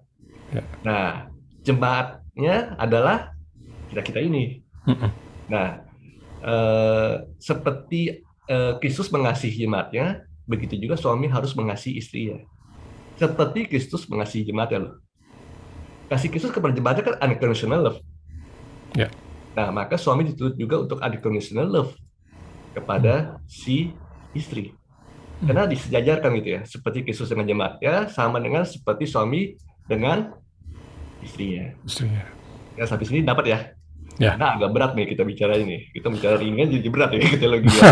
Kemudian dikatakan juga seperti istri tunduk kepada suami dalam segala sesuatu. Ya. Nah, demikian juga jemaat diminta tunduk kepada Kristus sebagai kepala. Ya. Ya, tunduk segala sesuatu itu dijelasin seperti apa? Ujung-ujungnya adalah respect. Gitu. Tunduk dalam segala sesuatu. Berarti benar-benar unconditional. Segala sesuatu loh. Nah, itu kurang lebih penjelasannya. Yang ini disampaikan oleh Rasul Paulus. Karena sulit banget menjelaskan hubungan Kristus dengan jemaatnya. Kan jemaat mula-mula. Ya, ya. Jadi dia membuat suatu analogi yang lebih mendarat seperti suami dengan istrinya, seperti Kristus dengan jemaatnya. Oke. Itu yang mau disampaikan sih. Tidak perlu panjang lebar ke arah-arah yang lain. Sudah segamblang itu sih yang disampaikan oleh Rasul Paulus gitu. Oke, thank you Pak Hengki. Nah, sekarang giliran Bu Aa nih. Mungkin Bu Aa, ini kan pertanyaan ada beberapa nih soalnya Bu Aa. Jadi dia tanya nih, Bu Aa bisa sharing nggak unconditional love yang Bu Aa lakukan kepada Pak Hengki apa nih? Satu aja Bu. Unconditional respect maksudnya kali ya? Iya mungkin dalam dalam kasus untuk saling bukan dalam kasus ya Pak Hengki. Ketika Pak Hengki dan Bu Aa kan sama-sama harus punya cinta agape itu ya, dimana agape tadi kan unconditional love gitu ya. Nah mungkin Bu Aa pernah nggak sih punya pernah konflik gitu ya dengan Pak Hengki, kemudian sampai suatu saat mungkin balik tadi sedikit ya yang udahlah yang waras dulu nih, misal gitu ya, Pak Hengki melakukan kesalahan gitu, harusnya Pak Hengki yang minta maaf nih, tapi ternyata Bu Aa yang mencoba untuk mendekati Pak Hengki dulu untuk mungkin meredam emosinya gitu ya, terus sampai mungkin Bu Aa yang walaupun posisinya benar gitu ya, yang minta maaf duluan gitu supaya Pak Hengki cooling down gitu ya, terus jadi bisa baikan lagi gitu. Ada nggak Bu Aa mungkin satu kasus atau satu contoh konflik yang sampai akhirnya udah nggak apa-apa deh walaupun Hengki kayak begitu enggak tetap cinta gitu misal? Oke, kasusnya sih kayaknya agak lupa ya. Gitu ya? Apa aku lupa gitu ya? Karena memang kebanyakan hal-hal kecil tapi keributannya inget. Bagus. Ingetnya tuh sekesel itu yang harusnya dia sudah tahu nggak dilakukan gitu, tapi dia masih lakukan. Case-nya apa aku lupa. Terus udah gitu, aku tahu banget aku benar dan aku yakin banget dia tahu kalau aku benar. Cuman kan tidak terucap kata maaf dan aku berpikir dalam hati begini, ya inilah kalau mau jalannya mulus, mau jalannya lancar ya, yang waras atau yang dewasa, ya mau nggak mau harus ngalah. Nah di situ bukan hal yang mudah sih sebenarnya untuk ngalah karena aku benar dan ini bukan kejadian pertama gitu, udah sekian kali. Dan caranya Hengki tuh biasanya dia diem. Jadi menurut aku jadi dua salahnya ya, udah salah nggak mau ngaku, kedua diem. Kalau diem itu kan buat aku kayak dihukum kan, lah dia yang salah kenapa gue yang dihukum gitu. Pernah nggak sih teman-teman kalau merasa salah terus kita yang makin marah-marah dan teriak-teriak gitu? Waktu kita ada rasa salah kita malah defense makin kenceng dan kita makin kayak nutup diri bahwa udah begini nggak mau bahas lagi. Nah itu yang aku rasa terjadi dan aku kayak dalam tanda petik kalau mau dipikirkan ya kayak victim gitu. Cuman balik lagi ya yang bikin aku bisa mengadamkan diri ya kalau udah lewat masanya lewat masanya dalam artian gini, pada saat itu kan kesel banget. Tapi kan setiap hari aku ada devotion ya, malam hari pas berdoa gitu ya. Mulai deh jadi cooling down sendiri dan berpikir, ya kamu mau lanjutin diemin dia juga bisa. Tapi mau sampai kapan? Terus aku tipenya yang nggak bisa diem. Maksudnya nggak bisa ngediemin atau didiemin tuh nggak bisa gitu. Pasti aku akan memulai. Cuma kan gengsi gitu kan. Terus udah gitu dia yang salah. Terus kemudian berpikir lagi. Oh, jangan-jangan nih waktunya kamu diuji untuk bener-bener dia merasakan kamu 100% respect dia dengan duluan lah. Ulurkan tangan sama dia. Jadi aku lagi berpikir, kalau kamu bertanya aku beneran respect apa enggak, oke, aku maju duluan. Ini kayak skenario dalam kepala sendiri aja sih, ya. Terus besok aku akan mulai udah dengan senyum lagi. Yang kalau ditanya, gampang nggak sih? Yang nggak pernah gampang pertama kali, apalagi nggak mungkin gampang. Tapi ternyata kalau kita mulai dengan hati sejuk, terus apalagi diawali dengan doa, terus kalau aku tuh bisa menenangkan diri dari menghirup aroma essential oil, itu nolong banget untuk ya udah aku mulai tersenyum dulu, aku mulai nyapa dulu, ya udah biasa kan, misalkan motongin buah tetap aja lakuin, terus dikasih gitu, tanyain, udah di situ cair. Apakah aku menuntut dia untuk meminta maaf? Kepengennya sih gitu, kepengennya gitu ya, masih kepengen seperti itu, tapi aku yakin banget dia nggak akan lakukan. At least di saat itu. Ya, next mungkin ya aku udah adem gitu, dia baru ngomong lagi gitu kan. Beda gitu kan. Nah, tapi ya itu aku lakukan karena aku berpikir dia membutuhkan konfirmasi kalau aku 100% respect sama dia. Nah, aku tunjukin. Ya memang kan aku istri yang memang harus tunduk ya, kalau dia bilang dia seperti itu ya udah. Tapi lucunya pada saat aku seperti itu nanti dia yang keleper-keleper sendiri gitu. Yang menarik adalah apakah ada efek ke saya gitu kan? Setelah Amanda memutuskan crazy cycle tadi, itu kan lebih menarik. Jadi upaya Amanda udah merendahkan diri, dia yang benar, dia harus memulai untuk dengan respect. Ada hasilnya nggak sih? Itu lebih menarik kan? Nah, menariknya saya merasa guilty feeling. Karena saya tahu dia benar. Dan saya berusaha untuk tidak mengulang kesalahan yang sama lagi. Dan saya akan menunjukkan cara untuk love, di mana saya bisa berbaikan lagi sama dia, atau menunjukkan sebagai kompensasi lah.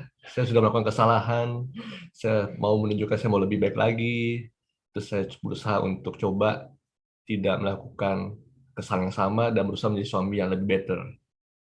Dan memang benar sih. Jadi itu sesuatu yang jadi aku merasa surprise banget nih gitu. Karena ada seseorang yang mematikan lingkaran setan tadi, crazy circle tadi. Ya, siapa yang mulainya? Yang waras atau yang lebih dewasa, bukan yang benar. Iya, nggak selalu aku sih. Iya, betul Pak Hengki. Jadi memang Pak Hengki dan Bu Aya memang ternyata cinta agape ini cukup bisa bikin magic gitu ya dalam kehidupan perkawinan kita ya. Mungkin tadi kalau yang aku tangkep ketika Bu AA masih kesel dengan Pak Hengki, tapi walaupun kesel gitu ya, tapi tetap mau untuk mencoba untuk memberikan senyumnya dulu gitu ya. Sampai akhirnya pun ya situasi mulai kondusif. Pak Hengki pun juga tadi merasa muncul ya perasaan bersalahnya gitu ya, kenapa mungkin itu ya. Benar-benar saya juga sempat ngalamin seperti itu sih, masalah walaupun masalah sepele juga Red, saya masalah handuk gitu ya. Ya awalnya begitu, marah, tapi akhirnya setelah mencoba gitu ya agape ini emang benar gitu, maksudnya bahwa ternyata setelah itu walaupun pasangan nggak rapi lagi ya saya lebih ya udahlah memang dia kayak begitu ya, dia saya rapin aja udah daripada ribut gitu ya. Tapi akhirnya perjalanan waktu memang akhirnya dia juga sadar, oh lain kali berarti naruh harus rapi gitu ya, gitu. Tapi benar sih, saya setuju sama apa yang bahwa memang ada magic di balik itu. Nah kemudian ada pertanyaan berikutnya dari Wilona nih, mana Wilona? Wilona.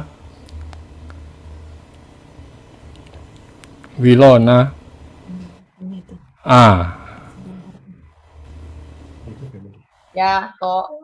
Ya, silakan Wilona kan Wilona. udah bilang Pak Sutri ini. Oke, Pak Sutri Wilona Ajo dan anaknya Sienka. Ya, silakan Wilona Ajo, pertanyaannya apa nih? Jadi gini, Bu AA sama Pak Hengki ya.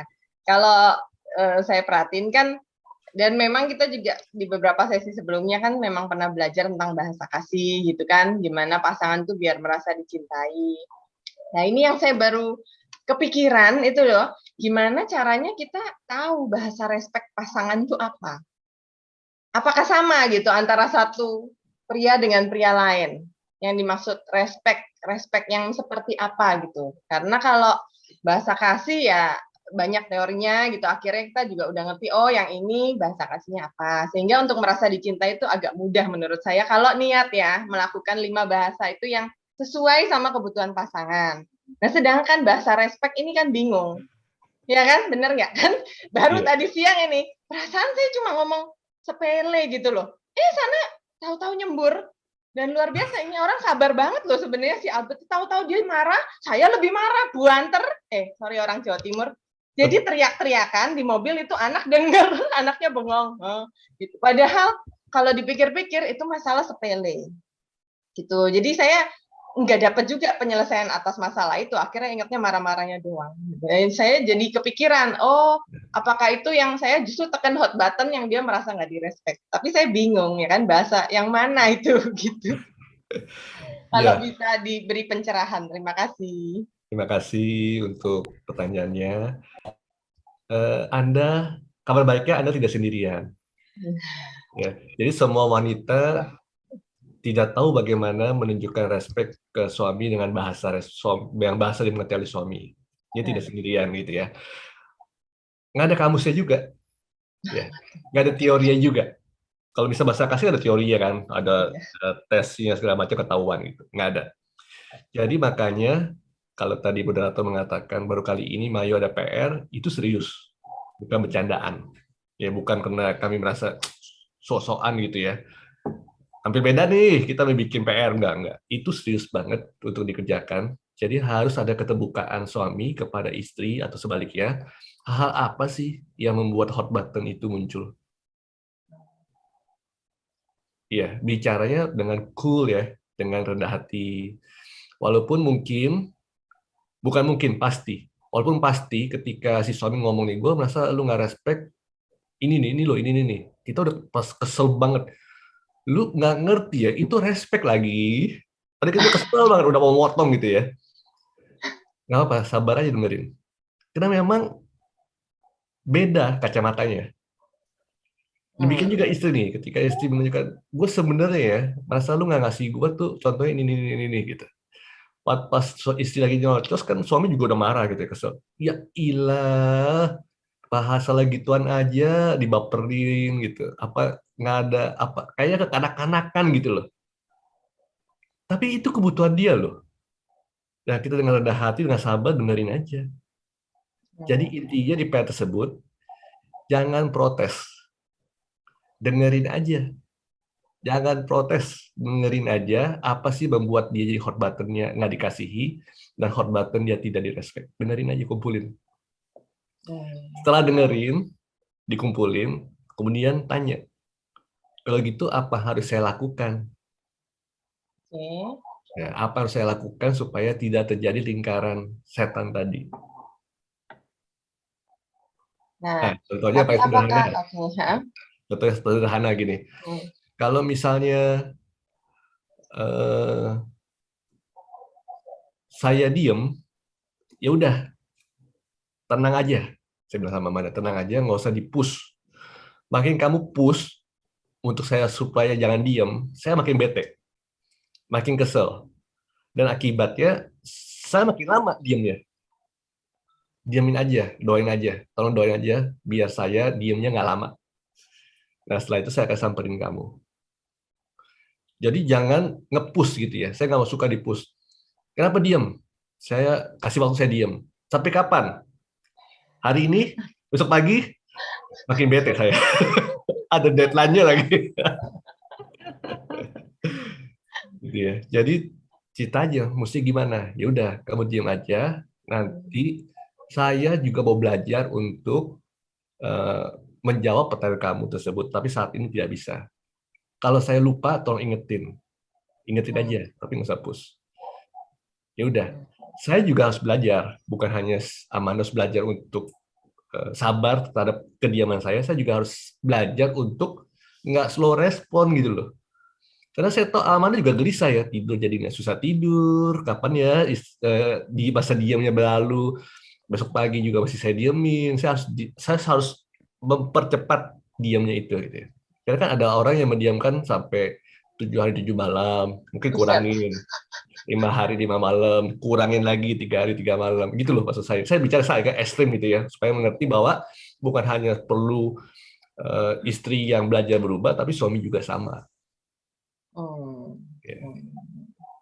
Nah, akhirnya kacamatanya jadi purple, karena masing-masing sudah saling belajar.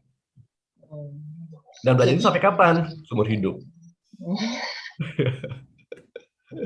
Jadi nggak sama memang ya, Pak ya, kalau bilang bahasa kasih, artinya kita kan belajar bahasa kasih, kita juga melakukan hal yang dibutuhkan oleh suami untuk dia merasa dikasihi. Ternyata tuh nggak berlaku untuk bahasa respect itu tadi ya. Iya, beda. Beda. Iya. Gitu ya. Soalnya kan bahasa kasihnya misalnya apa, tapi kok hal yang bikin dia marah itu nggak ada urusan sama itu sama sekali gitu. Nggak ada. Oke. Iya. 2 dong PR-nya yang perempuan, benar nggak? Cowok juga harus 2. Kalau sudah belajar bahasa kasih itu membantu. Nah, tapi kalau hari ini sudah ikutan, itu akan lebih melengkapi lagi. Nah, terima kasih jawabannya. Mau komen? Terima kasih. Terima kasih. Oke, thank you Ajo Wilona buat pertanyaannya ya, Pak Hengki dan Bu AA. Ini ada yang japri lagi nih, Pak Hengki dan Bu AA. Tunggu sebentar. Nah, bagaimana caranya mensiasati pasangan yang sudah saling open, tapi pasangan nggak bisa ada titik temu buat selesaiin masalah itu, dan ujungnya dianggap seperti masalah clear aja, seperti nggak ada, atau seperti masalah itu nggak ada, atau kayak nggak ada gencatan senjata gitu. Jadi gimana ya caranya mensiasati yang udah kelihatannya udah open, tapi nggak ada titik temunya nih buat selesaikan masalah itu, Pak Hengki dan Bu A. Jadi istilahnya kayak masalahnya clear gitu aja gitu, padahal sebenarnya mungkin belum clear gitu, belum selesai. Sebenarnya pertanyaannya agak bingung ya, akar masalahnya apa gitu ya. Kalau ada contoh case-nya akan lebih baik. Cuman lebih baik. Istilahnya kalau clear gitu aja kan dalam artian ya udahlah, karena sudah dibahas-bahas nggak sepakat-sepakat gitu kurang lebih ya. Iya. Nah, menurut kalau aku sih ya, jangan pernah ya sudahlah. Kenapa? Karena kan itu sebenarnya nggak sepakat. Sebenarnya nggak sepakat kan. Salah satu harus benar-benar accept. Karena kalau ya sudahlah itu akan numpuk lagi. Itu kita cuman mindain masalah itu ke kotak atau laci ingatan kita yang lain gitu. Nanti waktu 5 bulan lagi, 7 bulan lagi, atau 1 tahun atau 2 tahun, iya, dia datang menyenggol lagi, dia malah nambah tinggi. Jadi malah laci itu makin penuh gitu. Makin penuh dan jangan-jangan emosinya udah bercampur aduk gitu. Dan lebih banyak emosi negatif yang disimpan di situ. Nanti suatu waktu meledak lagi. Pas di masalah yang sangat sepele. Oke. Jadi mau nggak mau harus dibicarakan gitu ya? Ya, harus kalau diselesaikan. berdua nggak bisa. Dalam artian kita berdua nggak bisa ngomong secara kondusif. Karena dia nggak mau denger, atau aku yang nggak mau denger, atau setiap kali ngomong tuh kayak nyinggung. Kalau menurut aku, kita cari yang lebih bisa menengahi atau mendengarkan, membantu kita mendengar. Okay. Ya, mungkin konselor atau romo atau siapalah ya yang kita sama-sama look up gitu. Yeah. Saya cuma bisa menduga-duga juga. Jadi kalau misalnya kita baca Efesus 5 itu dalam banget gitu ya. Kita selalu bicara dari ayat 22 kan, hai istri, tunduklah kepada suami. Nah, biasanya pembacaan firman selalu dari ayat 22. Yeah. Yang kita suka lupa bahwa ayat 22 itu muncul karena ada ayat 21. Nah, ayat 21 dikatakan adalah, dan rendahkanlah dirimu seorang kepada yang lain di dalam takut akan Kristus. Nah, secara lembaga Alkitab Indonesia itu dipisah. Aslinya ya namanya surat sambung menyambung lah, tidak ada pemisahan. Cuman di lembaga Alkitab Indonesia kan dipisah-pisah sesuai subjudul supaya kita mudah mengerti, bisa membacanya. Aslinya nggak ada subjudul itu, nggak ada subjudul kasih Kristus adalah dasar hidup suami istri, nggak ada. Jadi kalau kita baca tanpa memisahkannya, ayat 21 itulah pembukaannya. Jadi rendahkanlah dirimu. Kalau bisa merendahkan diri kita, humble, baru istri bisa tunduk, suami bisa mengasihi. Nah, kalau sudah terbuka, tapi ya sudahlah, ya mungkin masih ada sesuatu yang ngeganjel sebenarnya, walaupun udah kebuka, gitu. Ngeganjel, masih belum puas, masih kayak kekeh, belum apa ya, belum move on, ya belum let go, belum move on. Oke. Itu malah jadi bahaya ya, Pak Hengki Bu AA ya. Mungkin sekarang enggak, tapi kedepannya itu akan jadi bom waktu tadi itu ya. Oke, pertanyaan terakhir nih. Pak Hengki dan Bu AA ini durasinya udah mulai terlama sepertinya dalam acara Mayotalk. Oke, pertanyaan terakhir, Pak Hengki dan Bu AA. Pernah nggak Pak Hengki dan Bu AA ada pada masa yang susah sekali buat sepakat nih satu sama lain?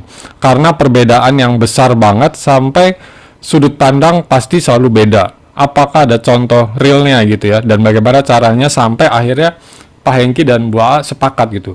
Jadi Pak Hengki, Bu AA ada perbedaan pendapat, terus menyamakannya gimana gitu loh, karena masing-masing punya sudut pandang yang berbeda sampai akhirnya punya sepakat, itu gimana ya?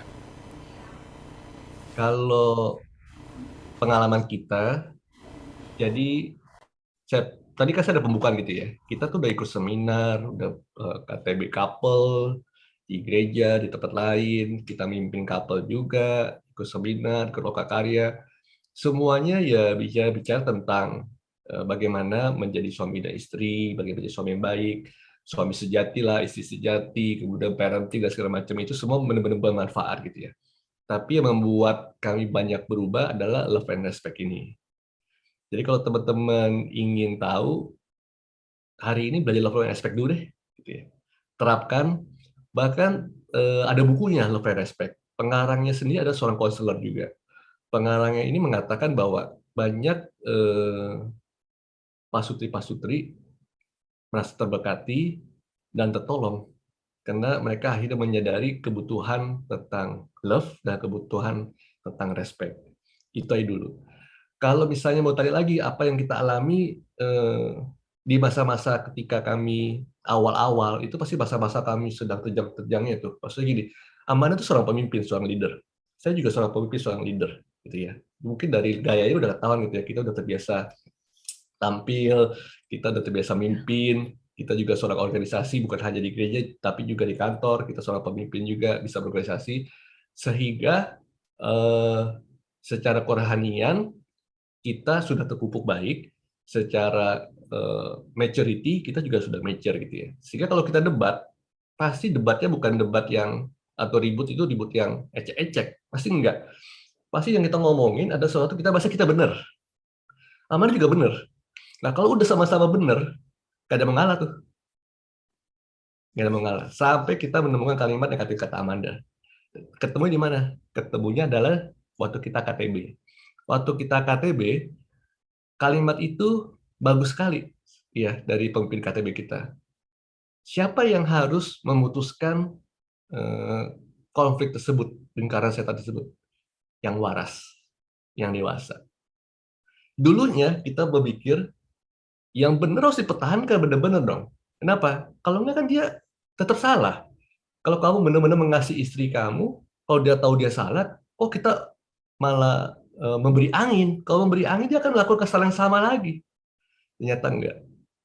Jadi ketika puncaknya kemarahan kita, puncaknya kita merasa diri kita benar, justru yang memutuskan ikatan itu adalah yang waras, yang humble, dan yang lebih mature.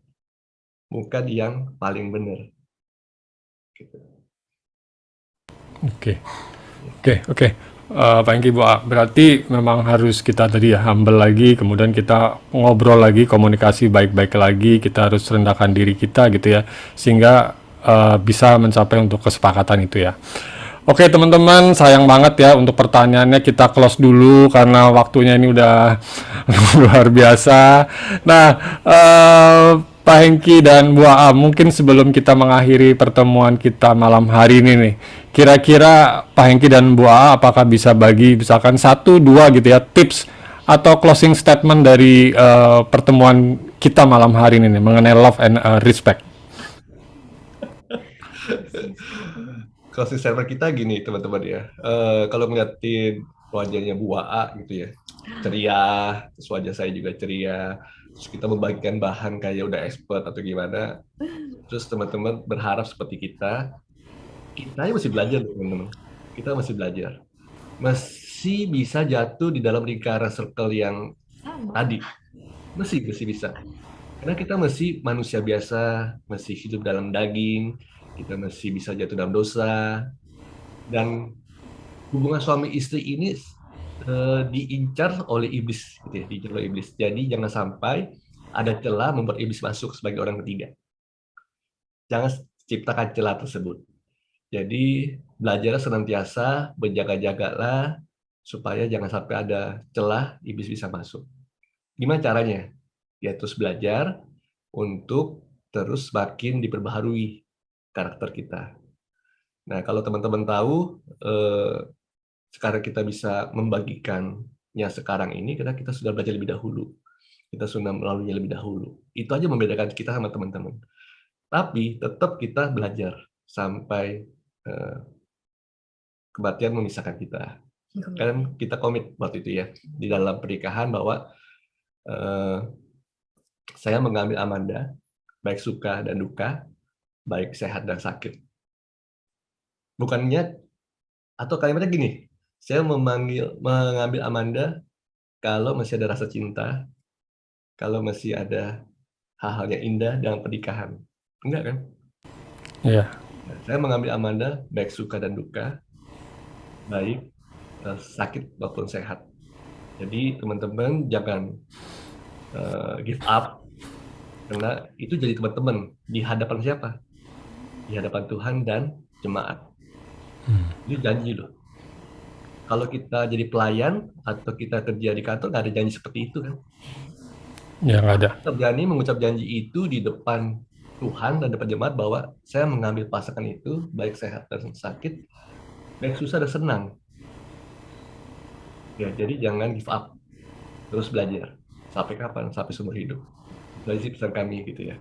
Oke, thank you buat Pak Hengki dan Bu A untuk closing statement-nya. Jadi teman-teman, kita harus belajar terus ya bareng sama pasangan kita yang akan membentuk kita menjadi pribadi yang lebih baik lagi dalam perkawinannya, dalam kehidupan perkawinan kita. Jadi terus jangan menyerah, sering-sering baca Efesus 5 tadi supaya terus di-refresh kewajiban suami dan istri apa ya, bukan kewajiban istri tok atau suami tok, tapi sama-sama suami istri punya kewajiban yang sama gitu ya, yang satu untuk saling mengasihi, satu lagi menghormati. Ataupun di Efesus 5 itu pasti ada kayak kalau nggak salah ada beberapa perintah juga ya Pak Hengki ya, selain mencintai dan menghormati. Nah Pak Hengki dan Bu A, sekarang aku ada request nih dari Pak Hengki dan Bu A untuk menentukan siapa nih kira-kira yang berhak mendapatkan satu hadiah.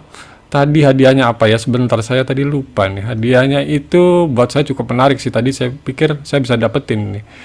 Deep relaxing massage. Wah, 90 menit nih Pak Hengki dan Bu A ya. Oke, jadi tadi aku sedikit reminder, ada 4 pertanyaan totalnya Pak Hengki dan Bu A. Yang pertama tadi yang mengenai cinta agape tadi ya. Yang kenapa kok kita harus punya cinta agape, si istri, si suami gitu ya. Itu yang pertama. Yang kedua kemudian tadi yang Ajo sama Wilona mengenai bahasa respect itu kayak apa sih contohnya gitu ya. Kemudian yang ketiga, bagaimana cara mensiasati pasangan untuk saling open supaya kalau ada masalah cepat clear gitu ya. Cepat clear dalam arti benar-benar clear gitu ya. Atau yang tadi yang terakhir, bagaimana untuk menemukan kata sepakat.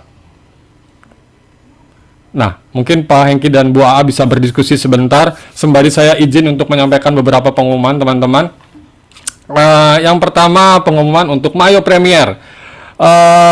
Puji Tuhan, kita di bulan Juni, Mayo Premier akan masuk fase yang pertama kali untuk hybrid. Kita akan adakan di Wang Plaza hari Sabtu, tanggal 4 Juni 2022. Nah, karena ini hybrid dan kita juga taat ya dengan aturan gereja dari KAJ yang masih sampai saat ini juga mendaftar lewat Bela Rasa. Jadi bagi teman-teman yang mau hadir di Mayo Premier hybrid ini atau yang offline ya, bisa mendaftar di link Gform yang nanti akan dibagikan. Edgar Lina mungkin bisa bantu ya untuk share link ininya, link pendaftarannya, karena kuotanya terbatas. Atau nanti yang teman-teman sudah tergabung di grup WA komunitas Maria Yosef juga akan di-share di sana juga linknya. Sampai per hari ini sudah cukup banyak dan kuota semakin menipis. Jadi ayo yang memang sudah rindu untuk berkumpul bersama, untuk melakukan pujian penyembahan dan mendengarkan firman bersama-sama, kita akan ada tema No Way Back ya di hari itu. Pasti akan seru banget dan kita pasti akan kangen-kangenan nih ketemu lagi ya offline untuk pujian dan penyembahan bareng-bareng dan dengerin firman. Kemudian yang kedua, Mayo Talk Show akan diadakan setiap bulannya di Jumat minggu keempat. Kemudian Mayo Kid di hari Minggu besok, minggu keempat juga. Kemudian jangan lupa teman-teman untuk follow Instagram kita di komunitas Mayo, di mayo.kids dan juga mayo.teens ya. Gitu. Itu aja sekali. Oh ya, sebelum menutup saya sampai lupa mau ngomongin pemenangnya. Pak Hengki, Bu AA, siapa nih jadi nih? Apakah Pak Hengki dan Bu AA sudah sepakat untuk menentukan pemenangnya? Pemenangnya yang pertanyaan nomor 1. Nomor 1, oke. Tadi nomor 1 itu dari Willy ya. Oke, jadi buat Willy dan pasangan nanti akan dihubungin oleh panitia untuk dikirimkan apa nih? Vouchernya ya. Oke. Relax. Ya, supaya relax, supaya bisa menemukan kata sepakat lebih enak gitu ya. Mungkin sambil Thank you. sambil dipijit sambil bisa ngobrol gitu ya. Oh, yang mana tuh? Bu AA pengen tahu nih. Oh, iya. Wah, itu udah mulai dari sekarang malah. Tapi Ini nanti nggak saling memijit, dipijit. Udah warming up dulu nih mereka. Oke, nanti ditunggu ya Billy dan istri ya, nanti akan dikontak sama panitia. Oke, nah ini ada reminder katanya pembicara bulan depan Yesua Abraham ya. Jadi teman-teman siapa tahu yang pasti banyak yang tahu ya Yesua Abraham dengan musiknya gitu ya, dengan nyanyinya, suaranya. Nah, bulan depan kita akan ngobrol bareng bersama dia. Itu aja. Sebelum kita selesai, kita akan doa tutup dulu teman-teman. Dalam nama Bapa dan Putra dan Roh Kudus, amin. Terima kasih Tuhan untuk malam hari ini. Kalau Kau boleh izinkan kami untuk mendengarkan sharing, kami boleh belajar dari Pak Hengki dan Bu AA Tuhan, bagaimana kami harus saling mengasihi, bagaimana kami harus saling menghormati Tuhan sesuai perintah-Mu. Terima kasih Tuhan untuk firman-Mu yang boleh kembali kami dengarkan, yang boleh mengingatkan kami dan boleh menjadi salah satu pondasi perkawinan kami untuk kehidupan perkawinan yang berbahagia Tuhan. Kami mau punya perkawinan yang bukan hanya happy Tuhan, tapi kami penuh dengan joyful Tuhan dalam perkawinan kami. Dan biarlah Engkau boleh terus berikan kepada kami kerendahan hati untuk kami boleh memahami pasangan kami boleh terus Engkau tingkatkan Tuhan cara kami berkomunikasi dengan pasangan kami, sehingga tidak ada kode-kode lagi Tuhan yang kami tidak mengerti dari pasangan kami, sehingga komunikasi kami boleh semakin lancar, pernikahan kami boleh semakin berbahagia. Engkau boleh juga berkati Tuhan keluarga Pak Hengki dan Bu AA dan anaknya, kiranya berkat-Mu selalu melimpah atas mereka Tuhan. Engkau boleh cukupkan segala kebutuhan mereka, dan biarlah mereka boleh terus menjadi garam dan terang dunia Tuhan bagi orang-orang di sekeliling mereka, terutama mungkin untuk para pasutri-pasutri Tuhan Yesus. Terima kasih Tuhan untuk malam hari ini yang indah, untuk pengetahuan yang boleh kami dapatkan kembali. Sebentar kami selesai untuk acara Mayo Talk. dan kami akan melanjutkan kegiatan kami kembali. Kiranya berkat-Mu boleh terus bersama kami, dan kehadiran-Mu boleh terus kami rasakan.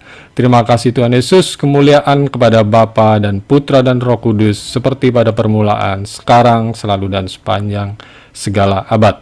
Amin. Dalam nama Bapa dan Putra dan Roh Kudus. Amin. Sekali lagi terima kasih Pak Hengki dan Bu AA untuk pencerahannya, untuk firmannya, untuk sharingnya yang boleh memberkati kami semua. Kami percaya ini bukan receh buat kami, tapi daging semua ya, kalau kata orang sekarang gitu ya. Terima kasih juga untuk teman-teman yang tetap setia untuk hadir, untuk mengikuti Mayotalk yang cukup lama ini dengan durasi yang cukup lama. Nanti untuk PR akan kami share juga di grup WA di komunitas Mayo. Nah, nanti untuk yang mungkin belum bergabung di WA grup komunitas Mayo, akan kami screenshot juga di YouTube supaya nanti bisa dilihat dan bisa dikerjakan ya PR-nya. Itu aja dari kami. Sekali lagi thank you Pak Hengki, Bu AA. Tuhan memberkati teman-teman semuanya. Saya kembalikan lagi ke Cynthia dan Asing.